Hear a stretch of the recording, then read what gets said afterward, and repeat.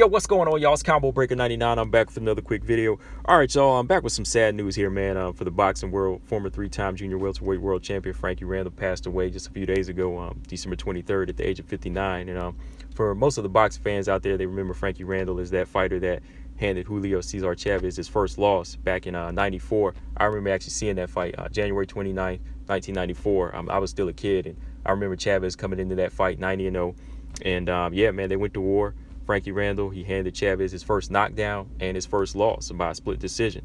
And like I said, Frankie Randall, that was like his first title defense. That was his first title shot, 48-2-1.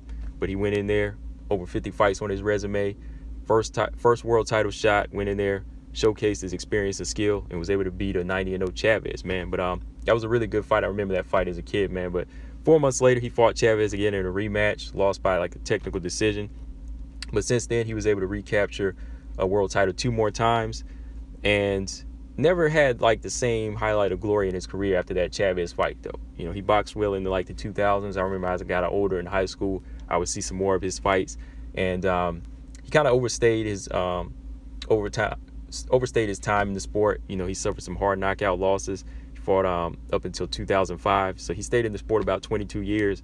And again, he suffered some serious damage like most fighters who overstay in the sport. But his cause of death, it wasn't really clear.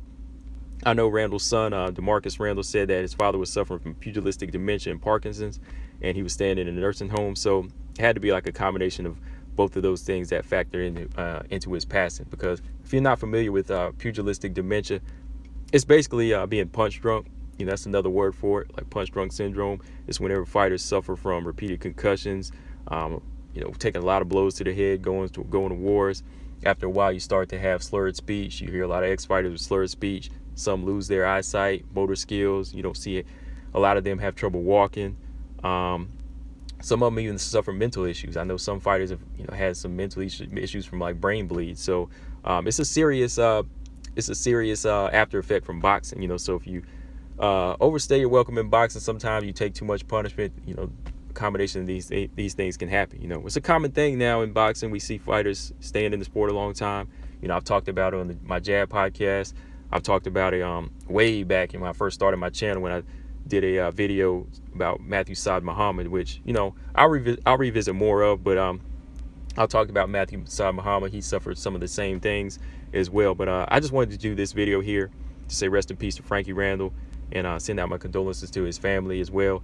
And just let fighters know out there that, you know, the sport can be very draining and very dangerous. So, you know, if you're just in it for the money, you got to be in for more than that. You know, you gotta be very cautious of your health, and make sure you're taking care of yourself in the sport as well. You know, because you still have a life outside of the ring. But again, man, just wanted to say condolences to the Randall family, and again say rest in peace to Frankie the Surgeon Randall.